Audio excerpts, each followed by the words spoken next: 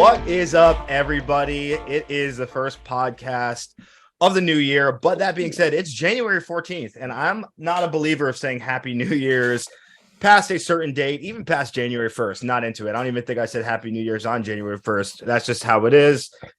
It's got to be yourself. What can I say? But we have a very special episode. I believe this is a repeat guests, if you will. These are two. I mean, we already just started talking and getting into it, but two very close. And I mean, at this point, I think it's been over 10 years that we've been kind of good friends and marched together. Yeah, dude. I didn't even know it's been that long. I'm actually gonna say something that blew my mind. I believe as much time has passed between the founding of Rhythm X and when we started marching there, and then and now. Like, we were talking about the X numbers, and it was like, dude, I think you're right. Yeah, like Evan March 2010. Yeah. Between 02 and 10 is like what? That's like year 9 or whatever. 8, 9, yeah. Year 9.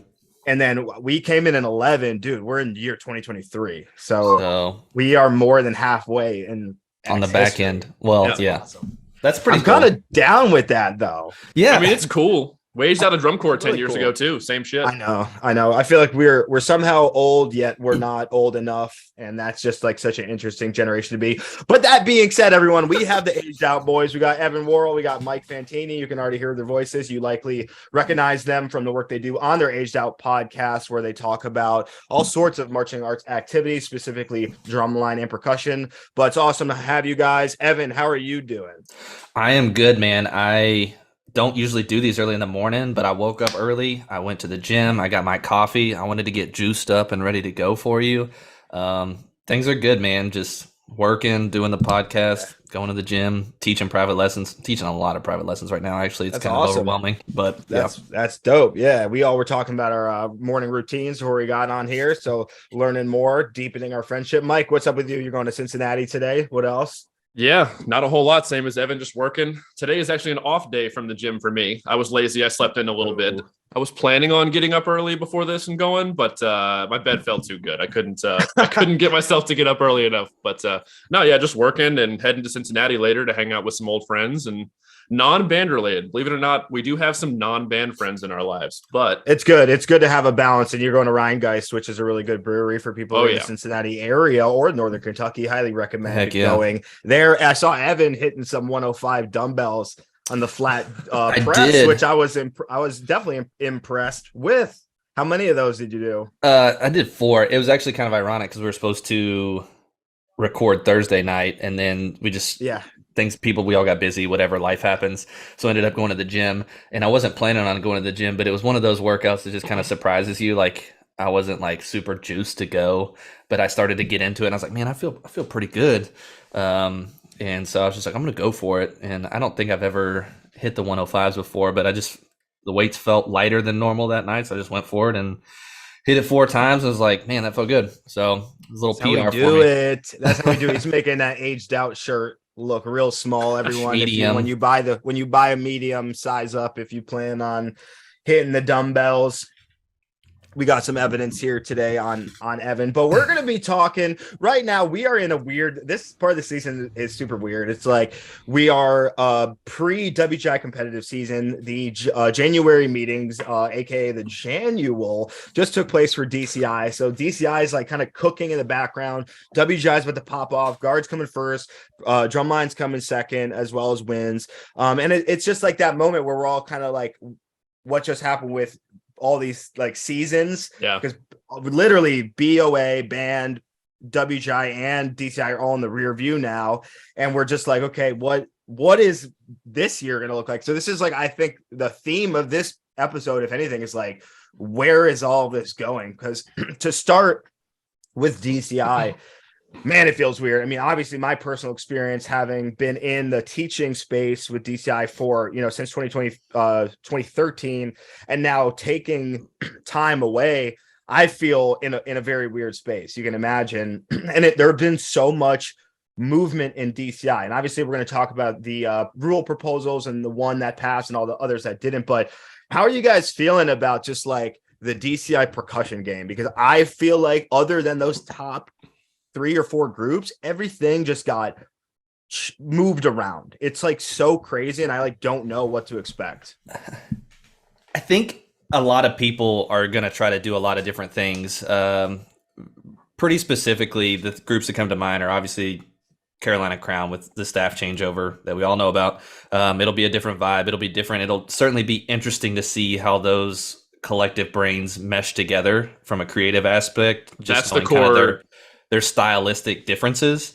And then also the Cavaliers, to me, because they just feel like they have like the Justice League of the super arrangers team, and composers, the super there team of staff. With I guess McIntosh and then Cliff Walker, who do the front there, but it feels like they just have everybody on consulting with like Richard Salcedo is doing their brass now. He's coming back. Richard Salcedo, who was just the man for them in the early 2000s. I was actually talking to Richard a little bit about that because he's still going to be working with BD as well. So that's interesting dynamic. And then Tom Ongst is doing some consulting with the Cavaliers. And then you have Brett Kuhn, who's still there with the Cavaliers. So just a lot of like really experienced and influential people will be making or helping make decisions. And I think too that the Cavaliers this summer are going to try to do some things to kind of thrust themselves into that conversation for like a top, competitively speaking, a top achieving ensemble. That they always strive to be great, but I think that they're going to try to make a run for like, hey, we want to try to put our name in the hat for a Fred Sanford at the end of the year. Yeah, and there's the content that they're actually going to write on one hand, because, you know, like you look at the stuff they've been doing, and if you looked at any individual part, there's nothing really wrong with it. Like, I think Mike is always exploring what he's doing, and the brass was doing their thing, and the guard and the drill, and it's like not one thing was a problem for them, but it was the teamwork and the dynamic of the design team, of the caption heads and their leadership that wasn't gelling at all in that last few years of Cavaliers. Oh, Cavaliers. Okay. Gotcha. Yes. I was like, who are you talking about?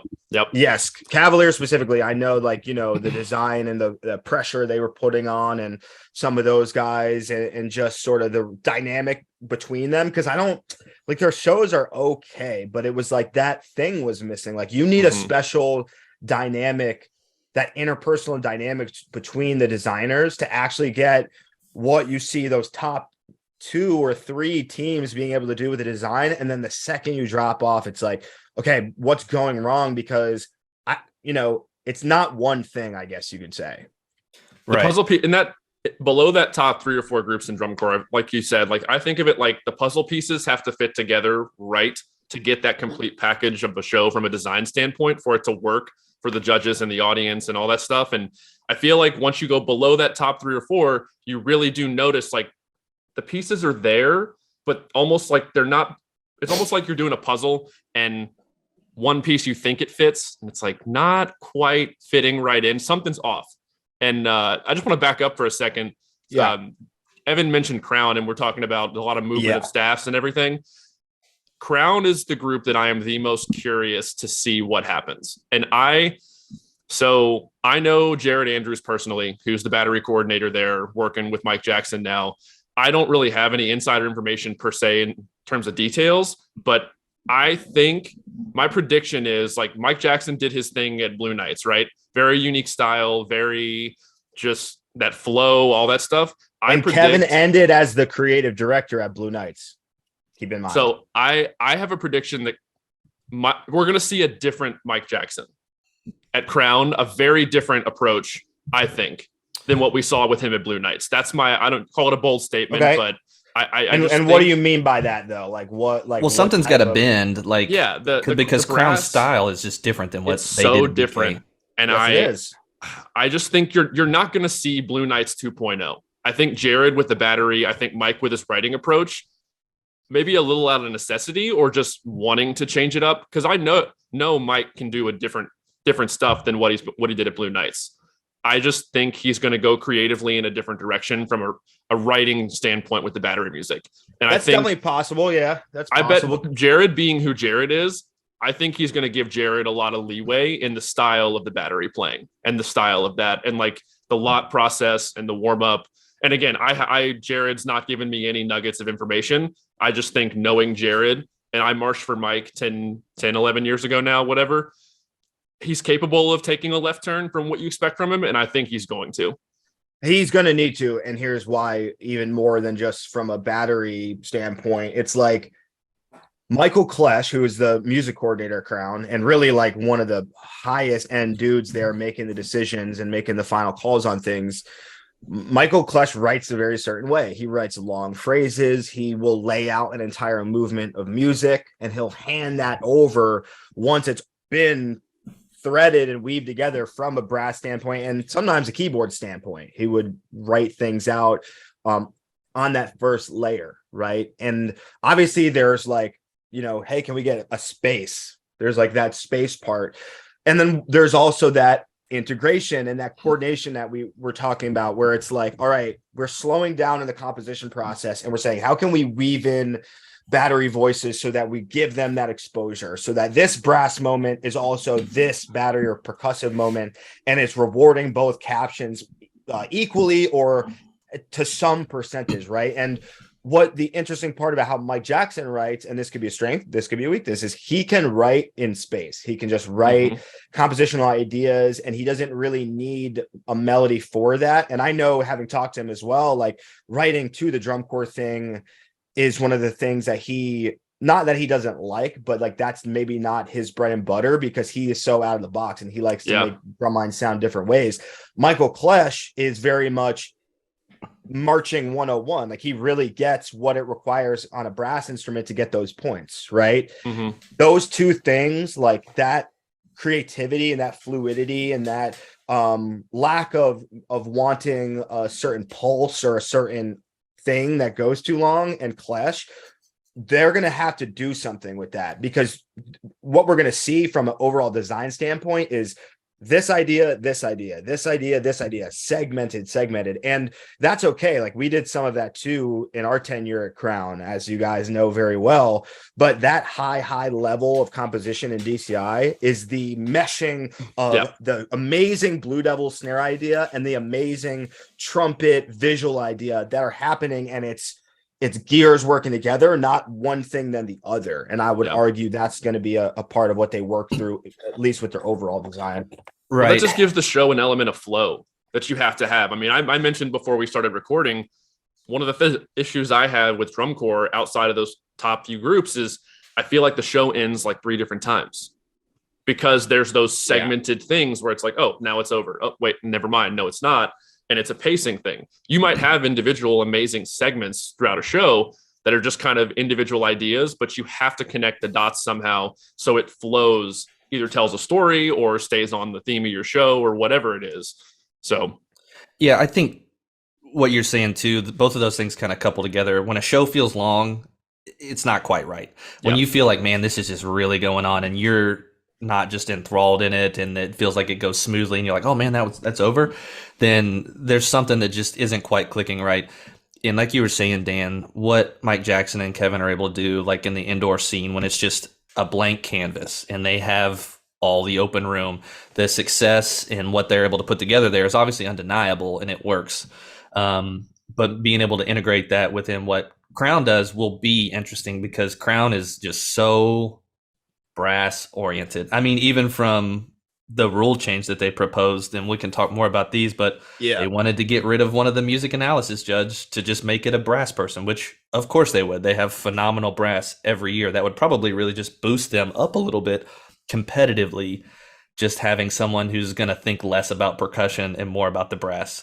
It's a little offensive to me, because I feel like we already are losing the game in the percussion realm from a. I mean, what does Mike and Kevin think about Michael Martin submitting that? I mean, you've got to think that there are some conversations happening behind the scenes. Oh, there has to be. There has to be. So just to reiterate that rule, and let's go back a few years, when they took the percussion 2 judge off the field, they made a percussion to judge the music analysis 2, which that guy has always kind of been someone who has a percussion background. If you look at the judging panel from quarterfinals, semifinals, and finals last year, one of those music analysis judges was always like a percussion guy. Jay Webb, correct. Dave Carbone, Marty Griffin. Those dudes also judge the percussion caption. But what Crown was proposing is like, let's just get rid of one of those dudes and turn him into a brass guy. It's like why. The percussion is already lacking in its holistic approach anyway, because you have this one person on the field who's really struggling to get a read of both the battery and the front ensemble, much less the front to back, just because they're so on top of everything. So, yep. Yes. Yeah. I am quite interested in just the branding behind that, having Crown do that. I mean, it's not a surprise, but it's definitely interesting. And I'm so interested in just the dynamic behind that, because again, like, even with the Cavaliers, I'll just, forewarn, like, not to them, because they know what they're doing and they can do whatever they want. And I'm totally subjective, but it's like, you can throw all the biggest names together and fail miserably. I mean, sometimes that's not the ingredients that you want. And like, knowing Kevin Shaw being the creative director at Blue Knights and the creative direction both him and Mike like to have, it's going to require them to be like kind of taking on some of those responsibilities from a programming standpoint. And maybe that's exactly what Crown needs at this time. And, I think those were the things that I read on Reddit after the season about why they ended where they ended and things like that. But that's very like under the table, right? Because that's not what they're actually labeled as, but we all know you get your foot in the door and then like things change with the roles. Yeah. I also wanted to talk about some other corps as well. I know Cadets obviously had like multiple staff changes going on.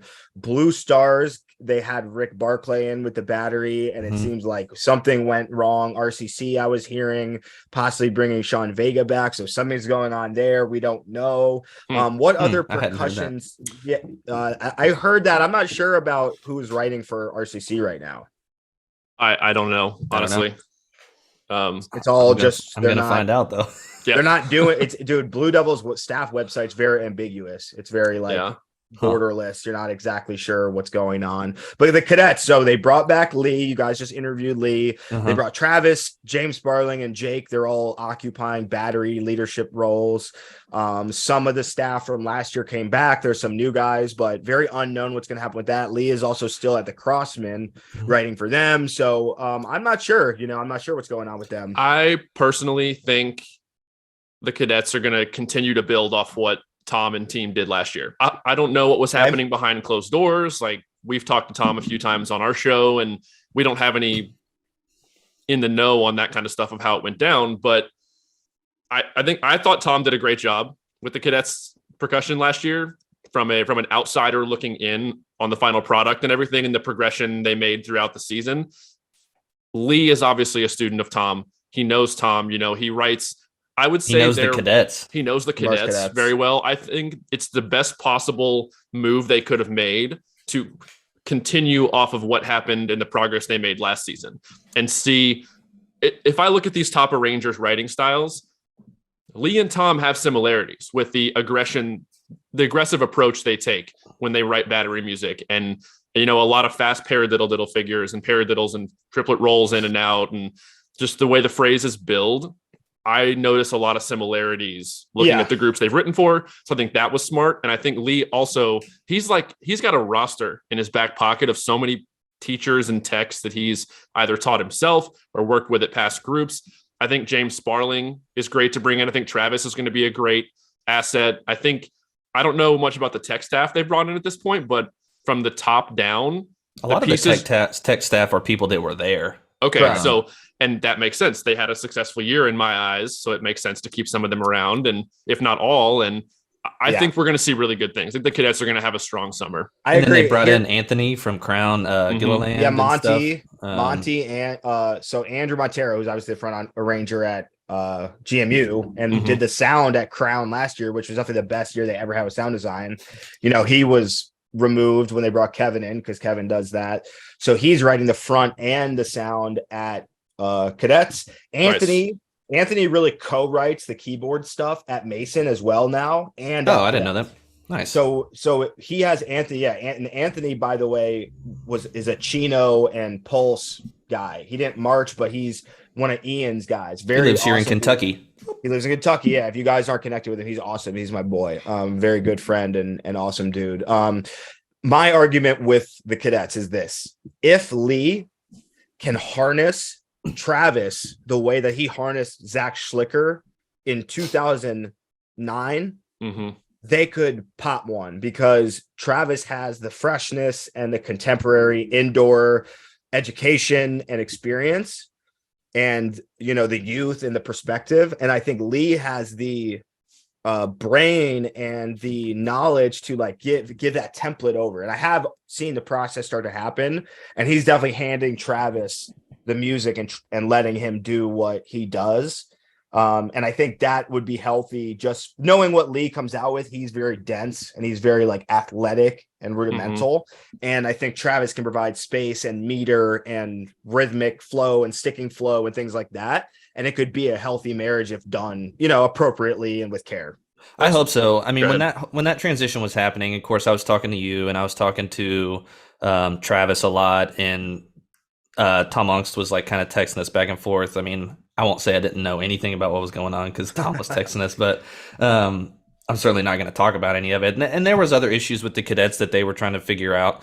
But when we talked to Lee, I think I told him off the record maybe, but I felt like him or Travis was the most obvious choice for that position, either because Lee has so much history with the Corps and his style fits and he understands the Corps, or Travis just because of you guys and where you're located and the connection you have to the East Coast. He's been with the Cadets organization before with C2, Cadets Winter Percussion. When you guys did that, it would just be an easy fit. And then I think a lot of the staff that they have that they kept, and then they brought on some other people like Sarah Fabian and Anthony and Montero and stuff like that. I hope that they do really well. I love the Cadets. I always wanted to be a cadet before audition things happened there. We were at the same camp, and I think we both got cut. I think so. Right? Shout out. In 08? I was there in 08. Yes. Yeah, all that. That year kind of sucked anyway. So Kelly stuff. Was that the Kelly show? They did like Nitro and Vesuvius and stuff. Yeah, they did. That was a hard book, but like it was a throwaway year for the design. It was like a duty. Sorry. So it is enough time's passed. You're good. Yeah. Say what you feel. It's all good. But yeah, I hope that they have a lot of success, just because, I mean, I don't wish any Corps ill. So no, I mean, you mentioned Lee utilizing Travis. I think that's one of his, and he hit on that a lot when we talked to him. It's one of his big strengths. And honestly, I would say it's a common theme that I've heard from all these big names that we have talked to. Your Raricks, your Unks, Lee, Scott Johnson, they delegate really well.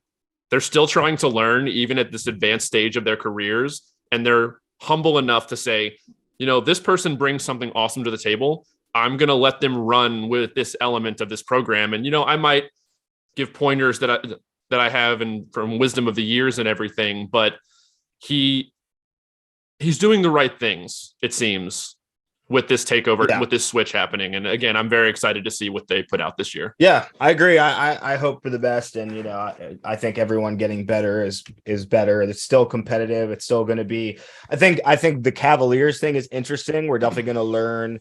We'll see how the Rhythm X season goes. There's a lot of that team there. Obviously, they brought Dawson on to work with the snare line, Josh Brickey, Russell.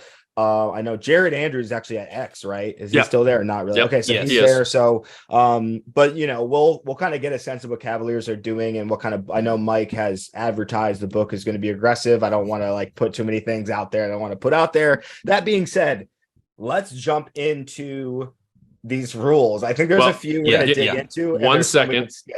There's one thing I have to throw out there as like you can call it a hot take or whatever. Okay. I think as the last like drum corps prediction for this coming summer. Oh, do it. I think Phantom and Troopers are going to have phenomenal percussion sections this year. I said that. I actually said Troopers is going to be top 5 in percussion. There's a very good chance. And I think Phantom's also going to get some of that fallout of Vanguard not coming out this year. Because but dude, this is my prediction too. I'm with you, actually. I'm agreeing and disagreeing. Fair. Here's where I agree. I would think Paul is now going to put his foot down on Troopers with recruiting and being there. Yeah. So he's the one in the meetings. And I think talent will go to both. I agree. Let's say they split 50-50 and 50 the Vanguard % of them go to Troopers and 50 go to Phantom. What we're dealing with is Paul Rennick in the meetings doing what he does and communicating to the judges what and how he does, or Matt Pendlin and Tyler Sampson are obviously new arrangers. They're brand new arrangers in the world-class space. I don't see them making those moves. I think Troopers will beat Phantom. I love both Matt and Tyler, by the way. I wouldn't be surprised by that. I can agree with that statement. I can agree with that, but I don't necessarily agree that I think Rennick's going to be in all of these meetings. I think the Rennicks, because they're very good friends with Lauren Teal. Making calls. I think Lauren is still going to be. She's still the caption head, obviously. I don't think Paul and Sandy are going to try to But they write. I know they write. I'm not saying they're not going to be involved. I just don't think they're going to be in all of the meetings as the primary person vying for the group to the judges and trying to do what happens. We don't know that. We don't know. That's what we don't know. We don't know. Yeah. But it's a podcast. But they could, and they have cell phones. And you know what? To Evan's point, their staff is structured. He is the director of percussion at Troopers, as well as the designer.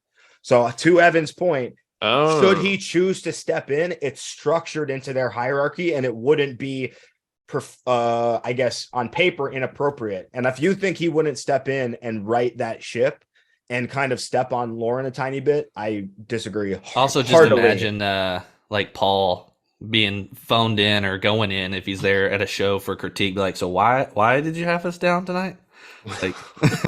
He'll be like, I'm here now. Yeah. Look, this is me. It's me. And they'll be like, oh, and move to. Yeah. Well, I can't wait for us to gather talk about the season in 6 months and be like, remember January 14th at 10:50 a.m. we said Troopers going to beat Phantom. That being said, all the best. I have students and they beat Phantom last summer, didn't they? No. In percussion? No, I don't think so. Well, I actually have a list. I'll look it up while we're talking. They did. Okay, look it up real quick. Look it up. You might be right, in which case my call is even more. Yeah, probably true. Let's see here. I got to go back. I have so many spreadsheets. DCI tour fees. No, don't want that one. It's a whole convo on itself. Yeah, you guys are legit sports analysts with this shit. Dude, I like the data. Dude, we've done timing breakdowns of how much indoor groups are actually drumming throughout a show. I remember. I was going to say, it's funny how that data upset so many people. It just is what it is. It's just numbers. We just watched, and we had a stopwatch on these cell phones that we were talking about. You guys are mean. You guys are so mean assholes for that. The data doesn't lie. Groups don't drum as much as they did 10 years ago. It was close. Phantom, this is with the average. Phantom was 9th and Troopers were 10th. So see, okay, come on. Troopers did beat. Yeah, I'd have to go back and look at the actual. I know why I thought that they beat them, because our predictions going into finals were that Phantom. You said Phantom was not going to finish well at all. I predicted they would finish a little higher than you, but they still finished higher than both of us said in percussion. Right. So that's why I had in my brain that Troopers. Dude, they beat Cavaliers overall. That was insane. Let's just check out some of these rules. We probably won't get deeply into all of them, but there's obviously a few that are worth mentioning. So the first rule proposal at the DCI 23 Janual was the addition of brass ensemble judge at regionals and championships, removal of additional music analysis judge proposed by Michael Martin, a new designer at the Carolina Crown for their brass, working with Clash, obviously. And he was at Cavaliers last year. Summary of this rule: the proposal would remove the second music analysis judge and add one ensemble judge who evaluates from the press box level at all major regional events, San Antonio, Atlanta, and Allentown, as well as all 3 days of competition in Indy for world championships. This judge's sole focus would be to evaluate the holistic brass ensemble from the same viewing perspectives as the GE and MA judges. Okay. We're already handicapping percussion judging as it is with the new system there. Let's remove another person that. Which one were they wanting to get rid of? The one that's percussion focused and change that to brass, or the one that's brass focused and change that to brass? Probably not. But so wait, question. Question. The brass judge is currently on the field. Yeah. Move the brass judge to the stands. 100% agree. Are you really trying to evaluate individual blend and balance, or are you trying to read the book and listen to the overall product? Right, the brass judge is on the field. That's a field judge. Okay, so this is rough. I think splitting the MA between a brass focused or a music focused and then a percussion focused is healthy. I like having the two MA judges. MA doesn't you don't get a trophy for MA. It's kind of not a throwaway caption, but points count. So for this brass ensemble judge, would these points go towards the brass score? This would be a second brass judge. Is that what I'm reading about this? Would that also factor into the placement awards for the? That's what I'm saying. The captions, yes, no, it would. So it would shift over. Well, music A is already in the music box with percussion and brass, right? Correct, but MA doesn't affect the caption awards at all. Correct. And there's no MA caption award. So this, I'm assuming this brass ensemble would be averaged in some way with the brass judge, and there'd be two brass that then make the gym odd. Yeah, these summaries are so hollow. It's like, what's the root? What's the actual purpose of this? Like, what are you trying to accomplish? Like, what do you want? So I don't really know. Highlighting and evaluating, however, subjectively differences in this would serve as a very specific avenue for which instructors and designed by him. Yeah, I don't know. It just seems like they're trying to, in my more opinion, brass, less percussion. More brass, less percussion. I don't know if that's the spirit, but that's what it feels like. Well, I already know people, like, the second we talk about putting the percussion judge in the stands, we're like, we're going to turn into BOA and blah, blah, blah. And it's like, this actually makes me agree with that argument about becoming too much like BOA. Like, we need, and honestly, I don't even see why the brass judge is on the field. That seems, why is the brass judge on the field and the percussion judge can't go into the field? Like, I feel like at this point where people are located is not actually having to do with making the best assessment, right? Like, shouldn't the percussion judge be able to judge the full percussion? Like, when we're writing the battery and the front ensemble, or, you know, Tom Rarick or Andrew Markworth or whoever, they're writing the whole thing on a single score, right? So it's I'm like, and I don't know, it's like maybe we're just too wrapped up in that, because when you watch Blue Devils, like, they present very segmented for the most part, because they're like, better idea, pit idea, you can judge one thing at a time, and maybe we all just need to design more pragmatically like that. They do. In my opinion, I think that I like having people on the field just because I feel like it does continuously drive focus to member excellence and crediting the members. I don't think we should remove those people. I just think we should add more.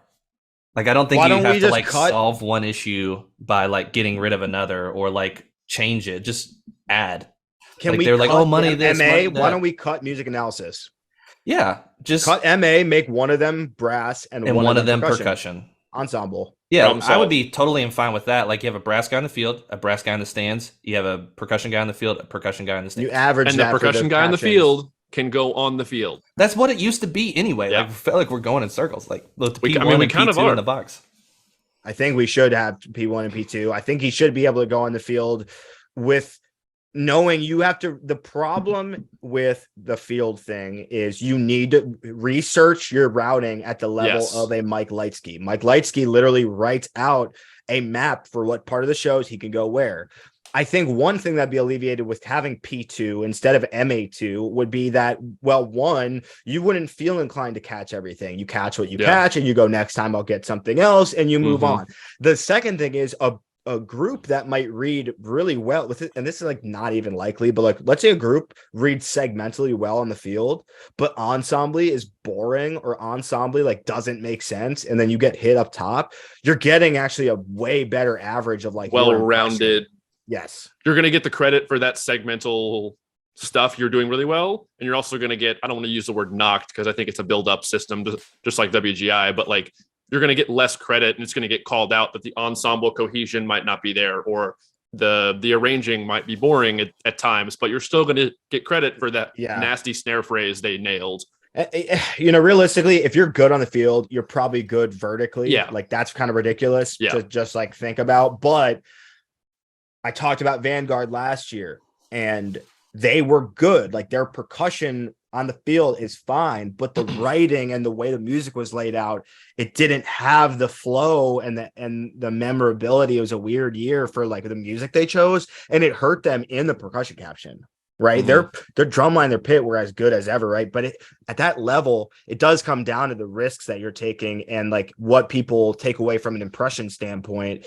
So a group like Boston was able to come up because they made an impression, at least in one facet of their writing. Whereas Vanguard, I actually think, what did Vanguard get third? They still I think they did get third. I think it BD was third. second. BD was 2. And they were very upset about getting third. I saw some very sad Vanguard snare drummers after finals being consoled. And, I get it. You're used to winning and then you don't, blah, blah, blah. And I think you're competitive by nature, and all of us are in this to win it. And I can get why you'd be upset. I mean, you think everybody at that top level, everyone's phenomenal. I mean, at the top 3-4 drum lines, percussion sections every year, they're all really freaking good. And it really does come down more to things that you just pointed out. And we mentioned earlier in this discussion about who fit those puzzle pieces together the best. Right. 100%. So that all being said, I think we all three would agree we are against this rule getting passed. And we know that the outcome, what it was. I believe it got voted down, obviously. Yep. Okay, number 2. This one is confusing, but let's read it real quick. Competition times. This is proposed by the Scouts team. Don't need to read all their names, but Jason Robb, I believe, is the program coordinator. Shout out, friend of the show, one of our early interviews in Austin, Texas. Summary of competition times. This rule proposes all world and upper class course competitive performances fall between 8 and 10 minutes in length, with cores scheduled in 15-minute intervals. Long story short, shorter. This is shorter. Currently, cores are typically scheduled in 17-minute intervals, with the rulebook stating each world-class core shall be in competition and its complete competing personnel not less than 10 or more than 13 minutes. So changing the basement by 2 minutes and then the ceiling by 3. Each open class core not less than 8.5 minutes nor more than 13 minutes. Why do they write? Oh, not less. No, they did say nor. Why do they write like nor and shall and stuff? It's like really so medieval. Serious. Thou shall not pass. This is the only rule that passed, and it passed with a modification. So the original proposal was to have shows that fall between 8 to 10 minutes long. 8 to 10 minutes, so 10-minute cap. Currently, shows are, I think, 10 to 13. So basically what they did was they made it, well, okay, you can write a show that's between 8 and 13. So they didn't shorten them at all, which I think that they should. They didn't shorten the top end of it. Correct. But you can have an 8-minute show now. Yeah, let's go. I would 8 to 12 max. Like I would even say 8 to 11 is probably the sweet spot for me personally. I'm all on board with this rule for a number of reasons. DCI is freaking expensive. And I think the number one way that cores are going to have to start changing tour in order to save money is cutting the length of it, because the top expenditures have to be gas, food, and housing. They just have to be. I did reach out to a drum corps CEO and ask them if they would be willing to come on our podcast. Like, hey, would you want to come on and just tell us what percentage of your budget is gas? Don't give me numbers. We spend X amount of dollars on this. Just percentage wise, how much is gas of your budget? Percentage wise, food, blah, blah, blah, blah, blah. Percentage wise, how much of your budget is covered by tour fees? Those sort of things. I think it'd be fascinating because those three things, the length of time on tour has to just drive it up: gas, food, housing. And these cores are going to have to start making shorter shows so that they can still achieve a high level of excellence and clarity with less time. Yep. And if you are taking a show from 12 minutes and making it 10 and a half, 90 seconds worth of music is a lot. And drill. That's a lot to cut off to still allow you to maintain that high caliber. Plus, as much of a fan of drum corps as I am, these long shows just get boring. They just get boring after a while. Two ballads. Ballad number 2. And I think we have to start taking the fan experience into account. If you were to 100% agree. If you were to sit at DCI finals, just finals, let alone quarterfinals and semifinals, from the welcome to the end of retreat is about 5.5 hours. 5.5 hours, and that's 12 groups. They usually do a front end where they do the Marine Band, and then they do a couple other the Sound Sport or some things like that. But still, if you just take the top 12, it takes 4 hours to get through that versus BOA that takes 3 hours. So they shave 60 minutes off 12 groups. So I'm going to point something out. Yeah. Evan mentioned taking the fan experience into account. I'm going to use an example here of people have had discussions forever about how do we make drum corps more popular with people outside of, and you can talk about the floor to really appreciate it. A certain level of knowledge is required to really get it and understand the competition part of it. But I think the normal person can appreciate what this activity does. But you look at how, like Evan said, you're not going to get anyone to sit through 14-minute show after it's 5.5 hours, whatever. We know the drum corps coffee shop guys. Robert Martinez just got on TikTok and started putting clips on there of like, not just drumline stuff, like drum corps little clips. And he's had some stuff blow up, like millions of views on some of that stuff. And it's like, that tells you right there, people can appreciate this. And you have to, if you want to try to expand that audience beyond just former members, former staff, current staff, and like parents, you have to make it a little more palatable. And I think shortening that, even if it's 10-minute shows, will make it more digestible and keep the normal person engaged more. We shouldn't even be competing. All right. I'm going to restructure DCI completely. Oh, geez. Here we go. All the cores go. We just obliterate the cores. We break the walls down. We create one marching organization, performance organization, using all the members and all the top staff to manage, right? So you just like break it down like this. And then we do just like one show. It's an hour long. And it's like not everyone's in everything, right? And you can do scene changes. You can just stop. All right, let's change a set like a Broadway show. And we just don't compete because it's like, I just feel like, and here's why. This rule is going to do nothing. And here's why. It's not because it's not because of this. While you could have an 8-minute minimum show, who is going to sacrifice their content in a competitive space? Everyone wants as much time as they can to do what they want to do with their music, with their drill, with ideas that are unencumbered by incurred rules based on the design and what you need out of the design to score appropriately in the GE captions, in those high level captions. So people are still gonna be like, well, we still need a drum feature this long. We still need this much brass music of this variety to check all the brass boxes. And as long as we are writing to compete, which the groups that are competing are, no one's doing an 8-minute show. Unless you don't have a drum line. I would say too that doing a 13-minute show is a disadvantage. Like if you pull up that spreadsheet I made. Oh, well, yeah, I have it right here. So the difference in show length between 2022 and 2012, going back a decade, wasn't much. But then dropping back down to 2002, it's like 70 seconds less. The average show length in the top 12, 10:55. And then I was more fascinated too, if you scroll down, like every champion from 2022 back down to 2000, the average show length outside of 3 groups was all below 12 minutes. Yeah. Those are the groups that won. Okay, there you go. The only 3 outside of that were Cadets. 11. They won 11 and 05, and then Crown. Dude, but 13. My thing is, this is a 1.5 minute difference. We're talking about 8 minutes. Like, I want to do an 8-minute show. Like, I think that is a better length. But just to say, like, people want to cram so much when they want as much time as they want on the field, and we need all these 13 minutes. Well, like, having that much time, in this statistic, does not reward you from a championship space.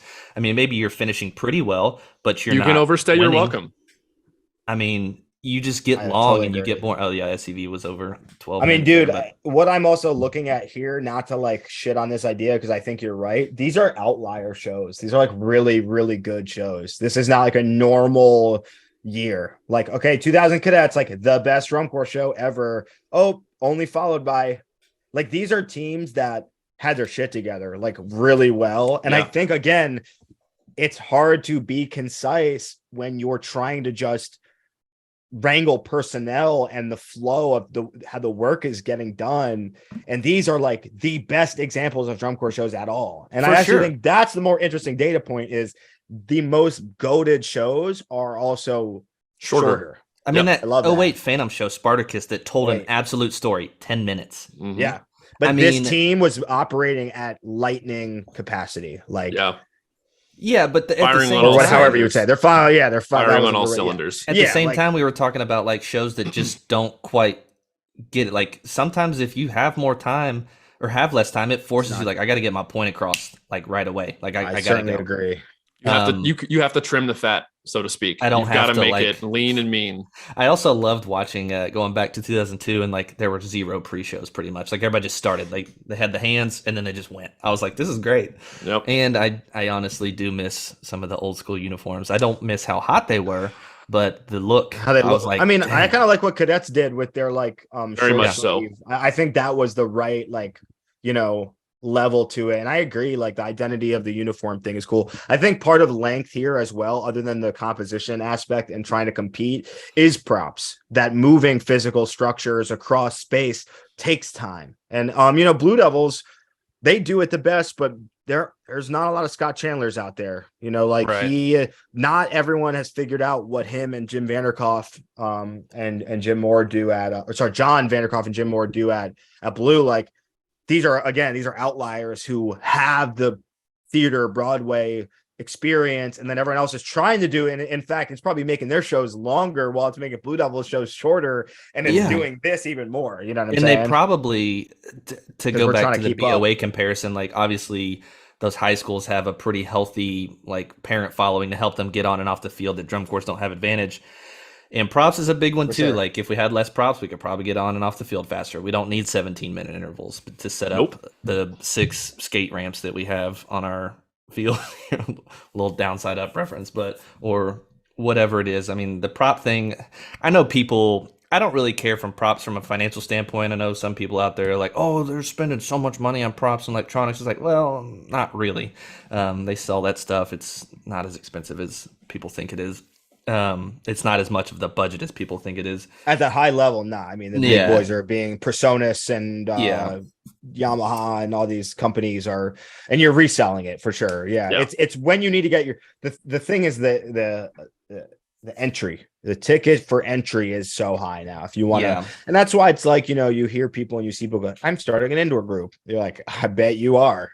Like, good luck. Like you it's that thing where when you're succeeding. So the people who are getting the shit for free, they don't even need it. It's the people who need it that can't get it. And that's, you know, and that's just like the nature of reality. Like I'm not opposed to that, right? The pro athletes don't need to be sent all the Jordans, but they are.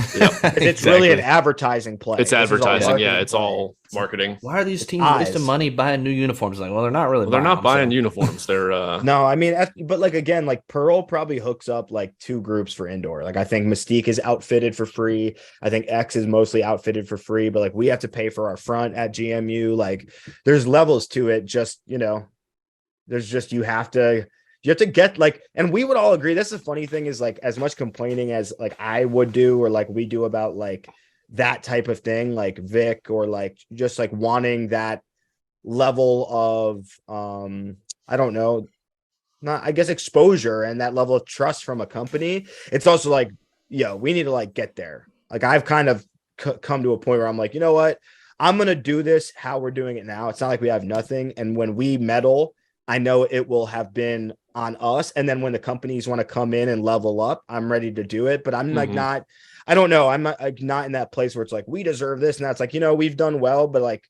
I get it. Like I need to like get some hardware. Yeah. So and like this, I mean, this stuff isn't, these stats are more intriguing to me. It's not like this is what's causing this. It's like not causation equals correlation or correlation equals whatever it is.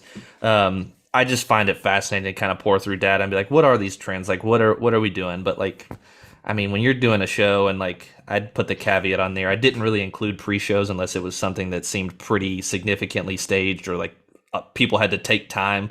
Like if all the corps standing there like waving, like that's not a pre-show to me. But if you're designing stuff that you have to clean and teach and work on, that's blades of grass. That was so stock. So it's the high school blades of grass. I did that in the middle of the show. Yeah, you guys had that little brush part. Yeah. Yeah, see, since my little 7-4 time there. Anyway, that was a great year for the record. That was a legendary year. All right, so show length, it did pass, but it was modification. But really, everybody's going to still be long. It really didn't pass. Yeah, this is the number we need to look at. The ceiling is the same length. 8 minutes is the basement, so that's lower, but also the interval didn't change, and that's the big one right there. Yeah. It's like you couldn't even find a middle ground and go 11 and a half.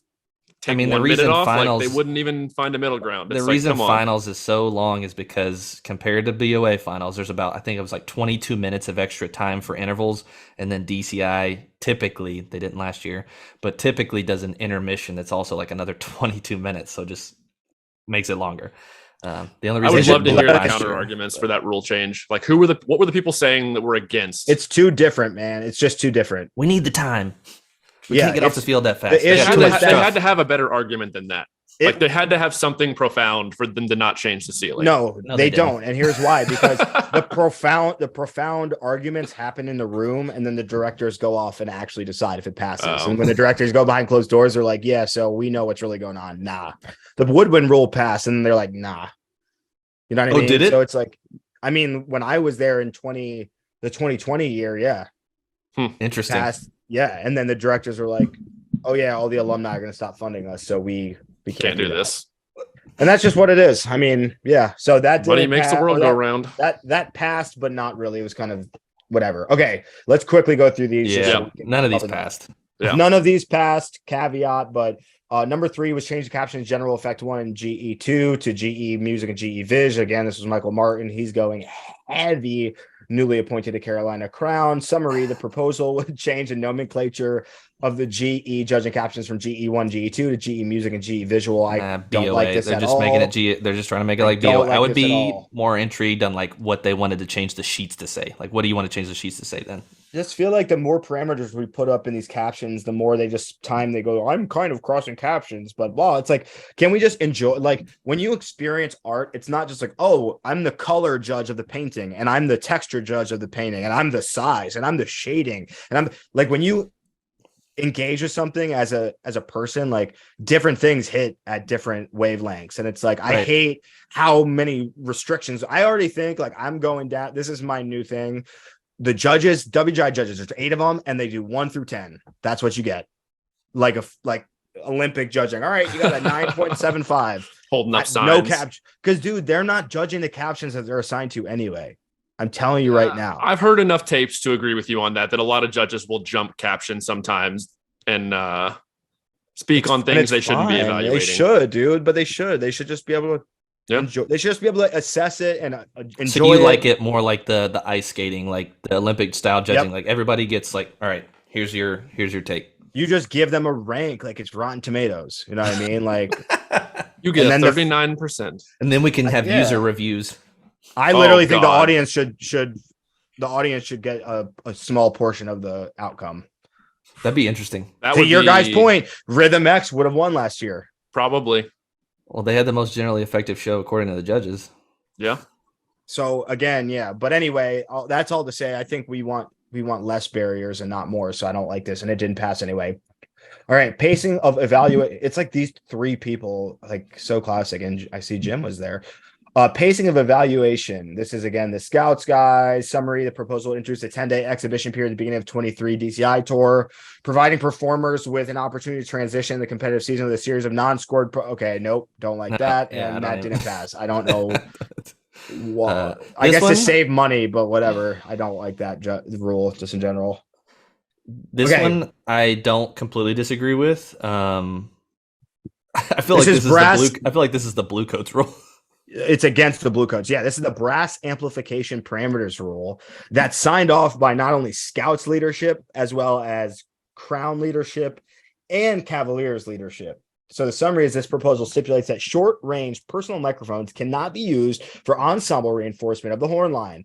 Such microphones would only be used to amplify musical content that is soloistic or solistic in nature. This proposal would not place limits on the number of performers that may perform such content at one time or through the duration of that ensemble's performance. Noted is that amplified solo content should not reinforce non-amplified ensemble content. I don't like this at all. I think it's too late.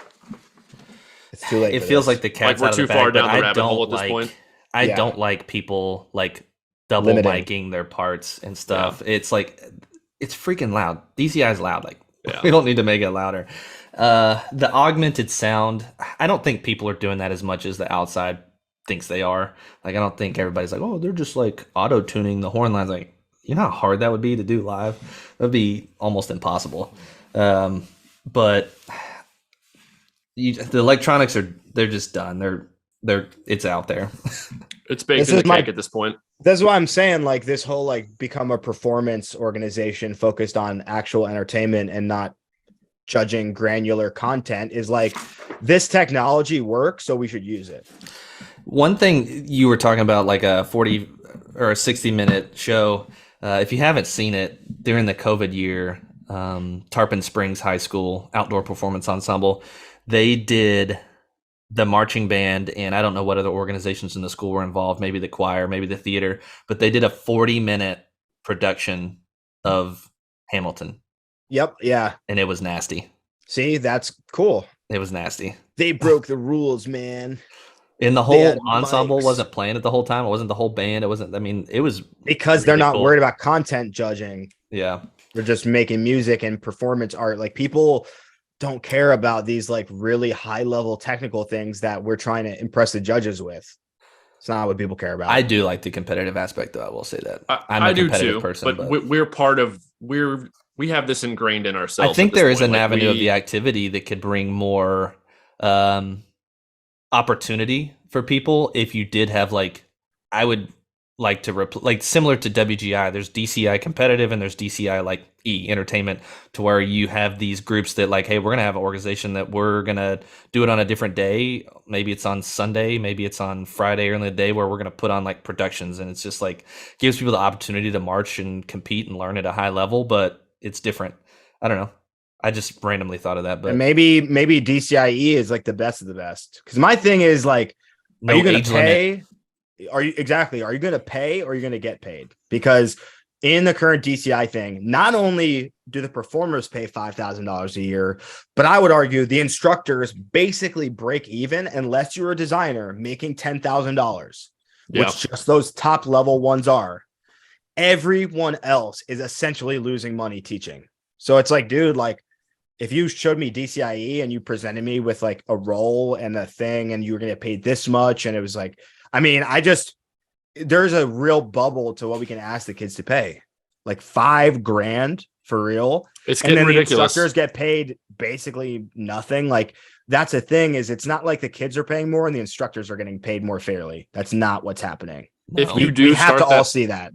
If you do start that more production focused aspect, you would very easily be able to design it to appeal to a wider audience outside of ourselves in this. It'd be more marketable. Super Bowl halftime.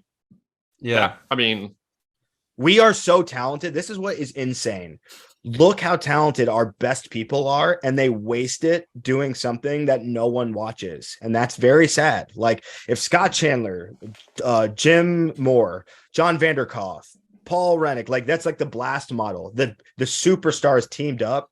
And like, again, it kind of sucks because like none of those people are young designers, but they are the most prolific and probably the best. If they all teamed up and had 150 person drum corps at their disposal that was meant to be a thing on its own, like a Broadway show or Super Bowl halftime, like, just like, dude, that would be amazing. Like, that's viral, right? We lack virality, to Fantini's point about Drum Corps Coffee Shop TikTok. To me, that would be like, I think the virality is there. That would be the avenue to spin on. Like, that would be the avenue. It's like, all right, let's put some props in here. We're gonna make this like a 30, 45 minute thing, like a Cirque du Soleil show, and we're gonna just go hard.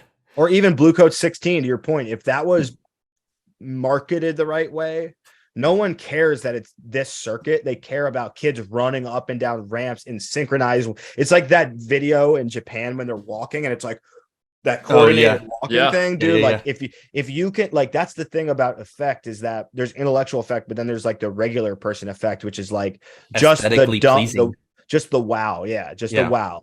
All right, pardon me. I'm going to go start a TikTok account and just comb through all the years of drum corps and indoor and just clip all of the best moments and go viral. In a month. That's what like that 2002 Cavi show framework, when they take their instruments down, they're doing the whole and all that stuff. Like, people are going nuts, and it's like, it just looks cool. It's clean. It's like aesthetically like, okay, I get it. Like, yeah, it's just cool. Yeah, but we are. That's the thing, is our identity is so in flux all the time between like, are we just like a dance music organization, or are we trying to be something more? And some corps are doing more. I think Blue Coats are doing all of it. They're like an amazing movement organization, their program, their music design, and their props and production, but not everyone can do that. And again, I would argue there's like a really big spread between those top groups, their design, and then everyone else, because the talent level between those bottom, 12 through 15th place and the top 3, I don't think the talent is as different as the design is different. That would be my argument. Mike and I were having a conversation too with just another group of people that we chat with, and it's like, what is DCI compared to? Like, how does that model compare to other things that make money? And to me, like, 2 things stood out. It's like a circus and then like an off-Broadway show. But the big difference is that an off-Broadway show, they go into a town and they stay there for like 4 or 5 days, and they sell tickets for like 3 nights in a row, and they have people come in. That seems like a more reasonable model. Like, instead of like traveling these corps around like for miles and miles and miles, hit up big cities, bring the judges to them or the audience to them. Like, I drove 6 hours to go to Atlanta show. People will drive. Oh, yeah. You don't have to have a show in like every single city, and just park them there for 3 days and be like, all right, we're going to compete, or like have shows for 3-4 days in a row. It should feel like finals every single weekend. Yeah. Every weekend could be that big. They're going to save so much money on travel, save so much money on just like everything.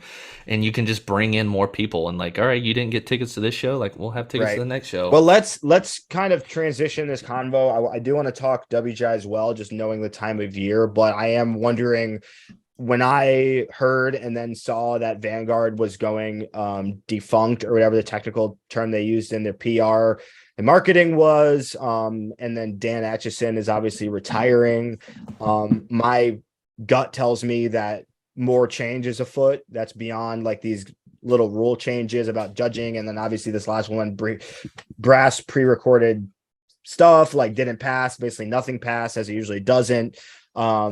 But I have a feeling that, to your point about how the touring happens, the length of the tour as it relates to the length of the show, what we can do, all those things, I think it's not going to be about rule proposal. It's going to be about like sink or swim as the structure of the activity governing itself. Body. Yes, the structure of the activity going more localized, being more particular with our touring, less corps, or more corps that are at a lower level. But the thing is that with the way the internet works, you can't even fill the corps at a lower level now. So there's this really weird moment we're in where it's not like there's all these kids to be in the corps. Like, kids aren't marching at the lower level. They just don't want to do it. They see the high level groups. They want to do that. And if there's less of those, they don't march. They just sit the summer out. So it's just a weird time. And I just don't see the economics really getting better for the current touring model. So I absolutely agree. I think that things are going to kind of change, and it's not going to be like we have to vote on it. Nah. Right. That. Yeah. They'll just step in at some point and be like, well, we can't just be so focused on this model and the way we're doing things that we leave ourselves open to the idea of just not existing in 5 years. Like, we're going to have to try to do something different. Yeah. And it's going to spook some people, but I'm more than ready for it. And I've made a couple good suggestions even on this podcast. So if DCI is listening and they want to throw me a consulting fee, I am a free agent this summer, and I am ready to get in there. The plug. Always plug in, but hustling. Yeah, we WGI.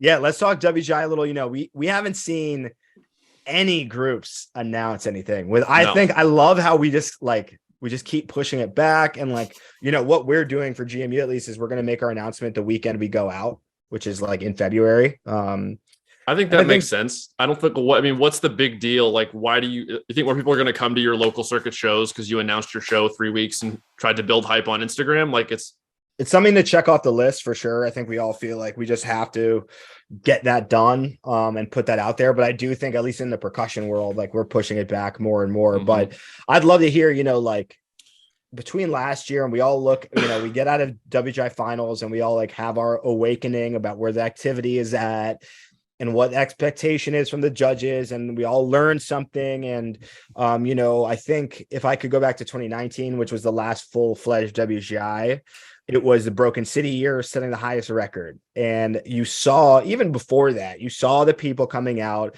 and buying into the Broken City brand and writing like Mike Jackson, trying to at least, and doing the staging and choreo. Tons of people did.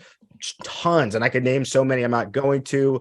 I already have publicly. I guess I might. But so many groups did that thing, right? And almost none of the groups that did that thing really were successful in 2022, which is kind of awesome, right? I don't really think you saw anyone at the top tier or even mid top tier that was really trying to do that. There were some elements, like I watched Infinity and they did their like blah, blah, blah, blah, blah, blah, blah, blah, like motivic rhythmic spurts, which was a little bit like that, but they actually did it in a different way. And they like kind of stuck to their like kind of athletic, aggressive style or whatever. But we saw Pulse come out and I would say do the Pulse thing to an extent we probably haven't seen them do it. And what that is heavily produced, heavily propped, heavily visual ensembled, just macro, just content, hyper, like more is more type thing. And they set the highest record, right? But they didn't win GE. They did not win GE. And I think Pulse played their butts off.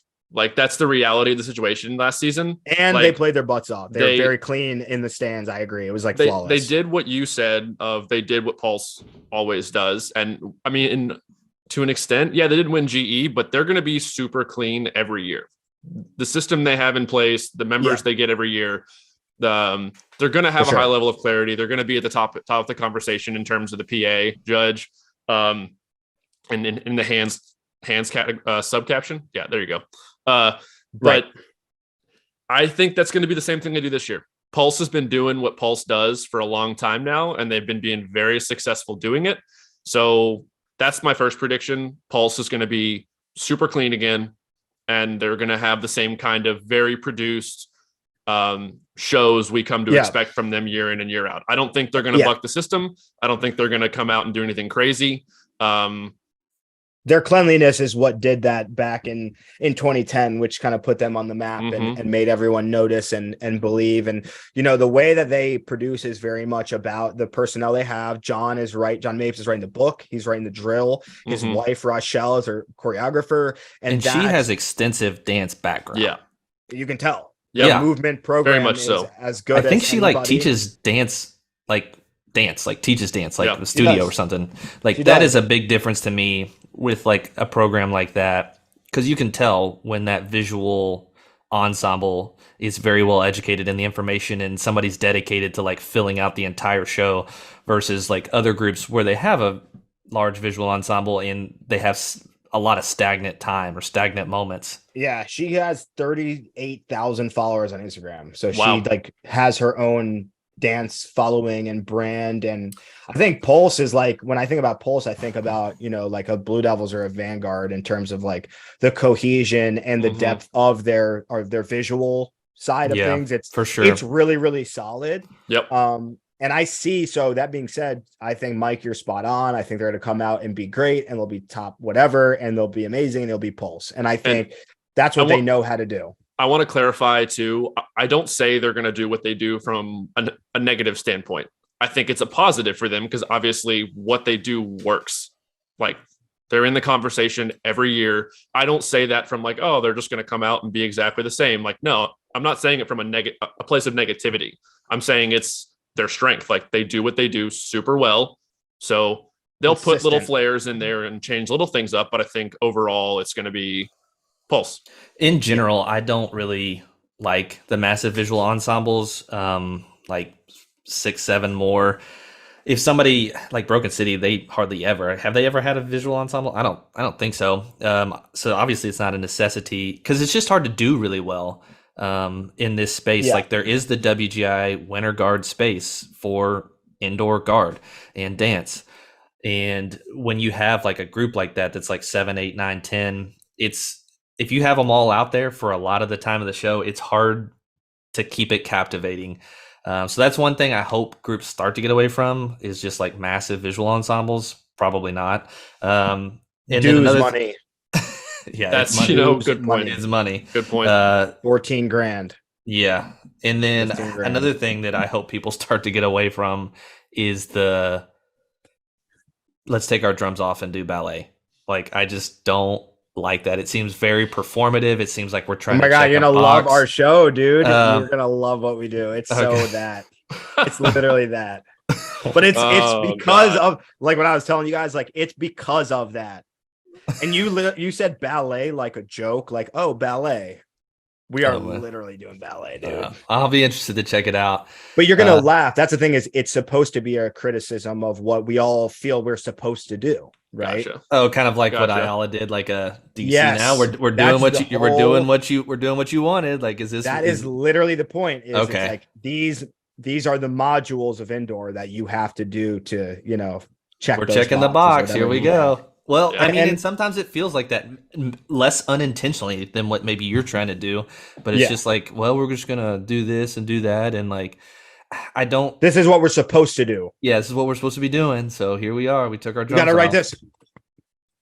Listen to this. We're going to cue this visual moment up so beautifully with match the music with the visual. Like, I mean, I'm glad that I didn't have to do that, because I would be really bad at it. Yep. Because I am not, I'm not very coordinated in that fluidity. Yeah, it's good when it's good, and it's bad, literally otherwise. Unless you're highly proficient and you're highly just coordinated and trained and just all these elements. Like, listen, to your point, Pulse does it really well. But they're getting good information. I think the information is very good. And honestly, though, like, let's go to Rhythm X, and like, these were the two groups that were pretty polarizing, because it was first and second. They were super different. And I see people really biting those top three groups. Like, I think we're going to see that Pulse approach, that Rhythm X, like, rock approach, and then the Broken City, like, minimalistic, sparse, artistic approach or whatever.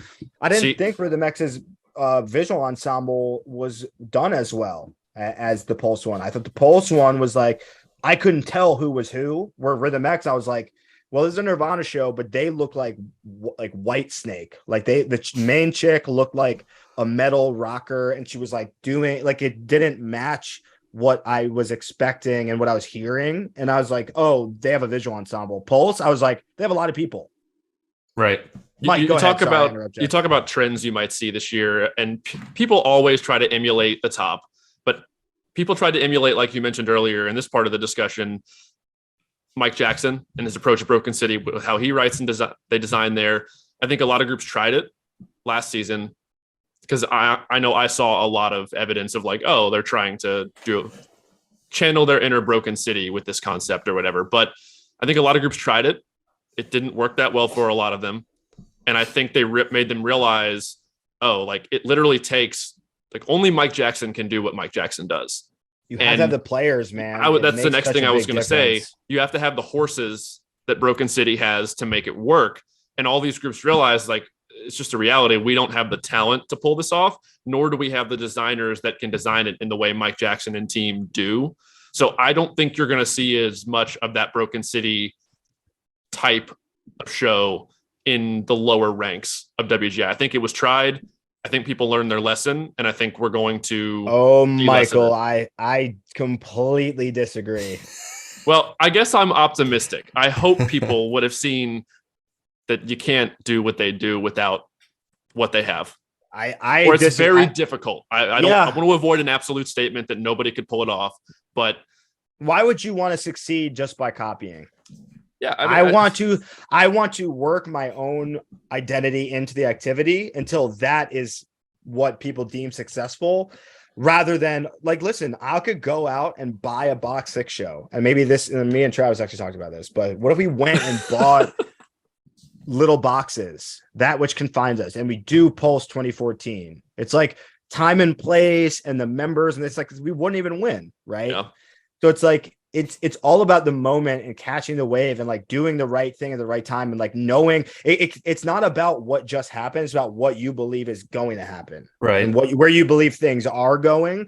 And like, we've gotten lucky with those moments too. Like, it is very much context driven. And also, lest we forget, the brand name underneath it matters, dude. This shit's not being judged blind.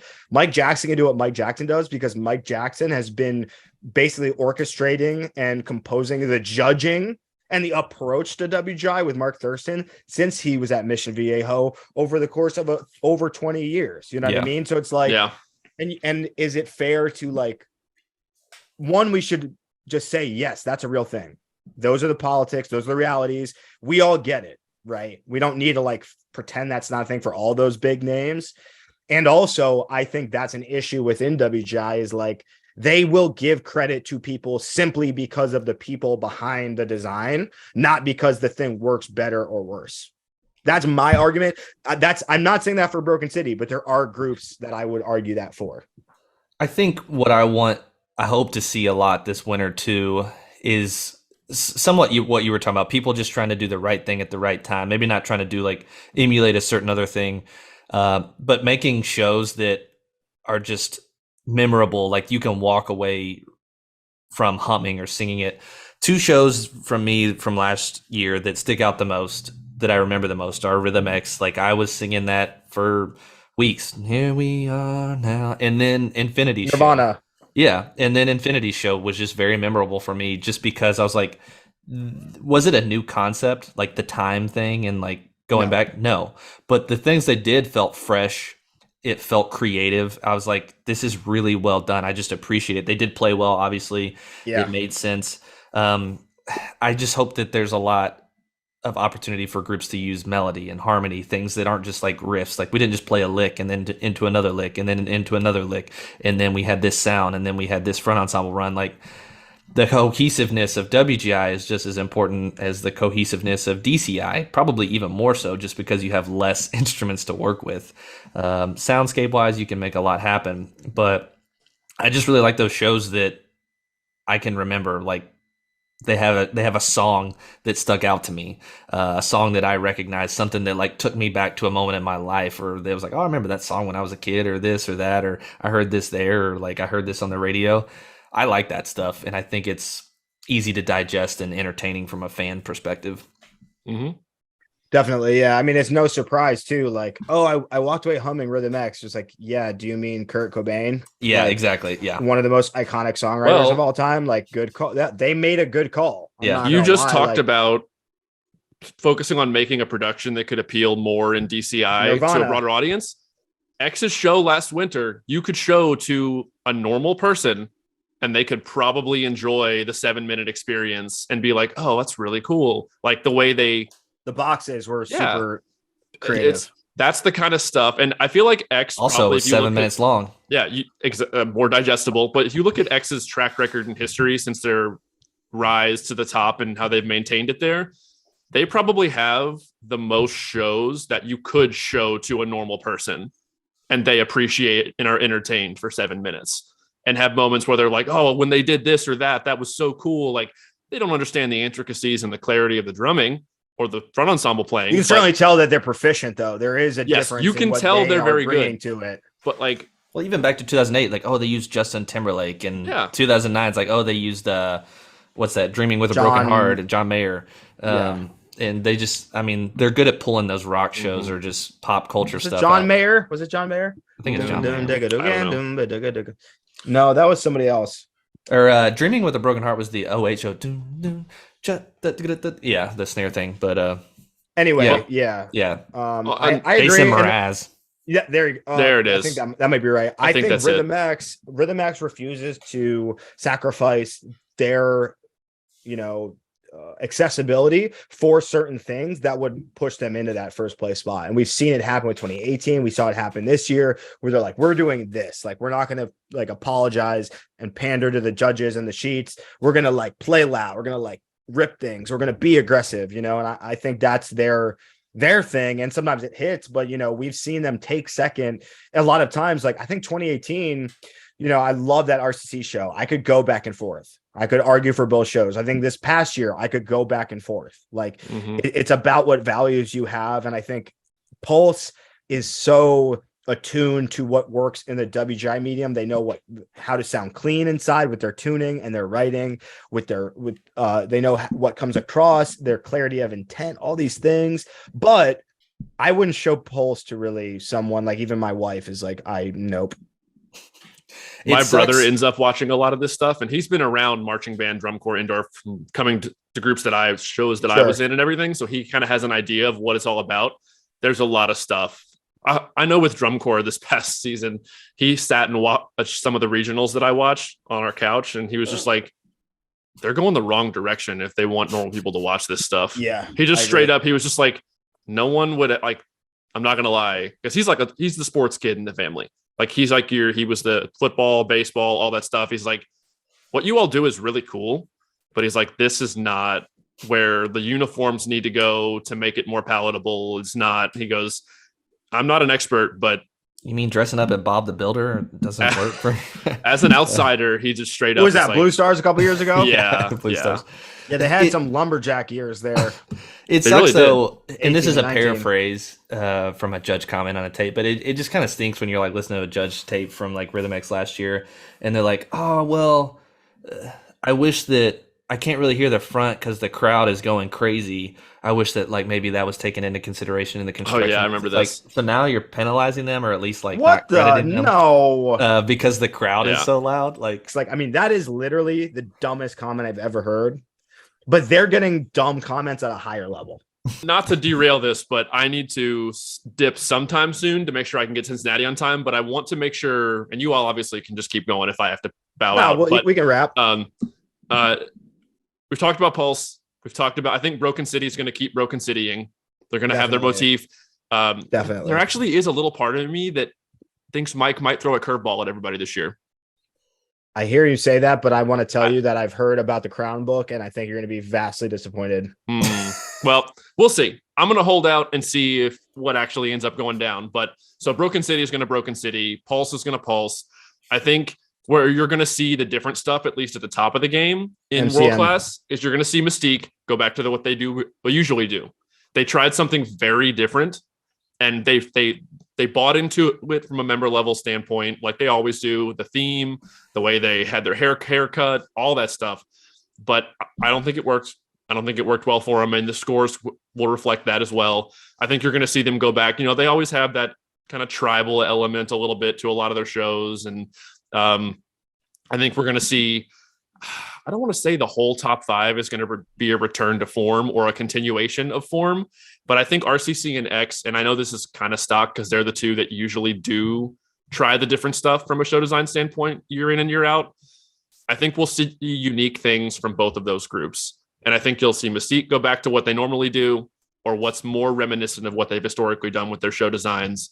And then again, we already said Pulse and Broken City, but I'm just intrigued to see what happens like below that too. Cause you know, last year you had like 3 new groups make finals, Blue Knights, Rhythmic Force, and Vigilantes. Mm-hmm. So it'll be interesting to see what some of these groups do to like kind of bounce back, like Atlantic West and Strike and things like that. I mean, speaking of Vigilantes, will be coming out trying to throw haymakers. So I think they'll try to be like the problem is, dude, once you dip out of that final spot, think about the recruiting. It's hard. It's hard to recruit. Starts to perpetuate. Yeah. But one of those groups that you just mentioned that broke into finals, Vigilantes, they're like a North Texas area Rennick related group, right? I think there was a handful of very much those.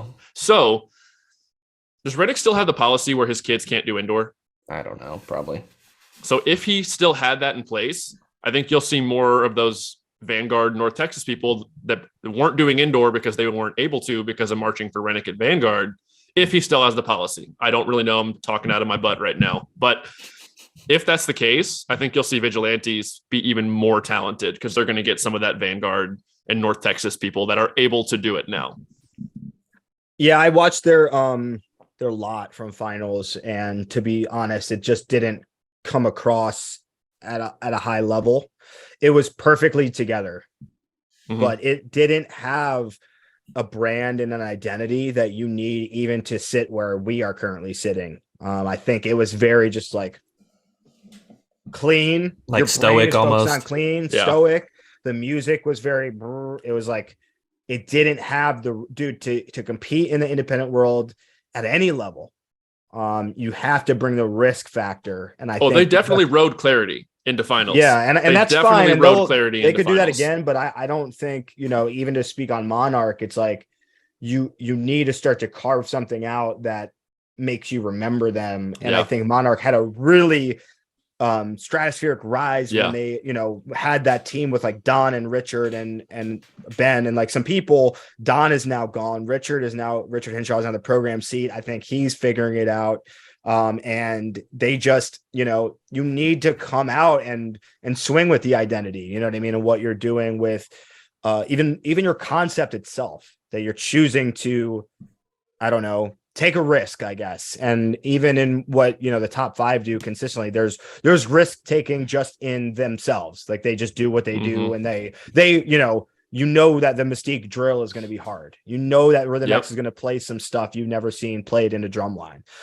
Pulse is going to bring that high level of production and skill to everything. Like they they're very consistent, but they do have something that pushes the form.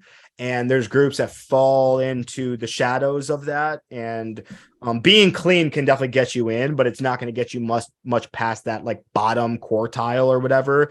So I just don't know if they have the dogs out there on the design side to go like, this is what WGI is doing. And we have a vision for where we want to bring it in ourselves. Because that Texas scene is infantile in terms of like WGI presence. Oh, though definitely. They had 3. They had 3, but I'd argue it's 3 groups that weren't very personable. It was like 3 groups that just, they got in because Strike or whatever had major issues, major construction, major clarity issues. So Atlantic Quest had some pretty significant structural program issues too. They did. They definitely did. You'll be getting some DMs about that. That's all right. Ravenous down there. People usually send me some wild DMs. I just screenshot them. And then all right, well, here we go. Do you guys remember when this will be our closeout story for this episode, when we were in the parking lot at Kettering and like T-Gas rolled the window down on that one person who was talking shit about X on YouTube? And then what was the quote though? There's like, or actually the dude was warming up the comment? His school group. Yes. Evan will remember the comment.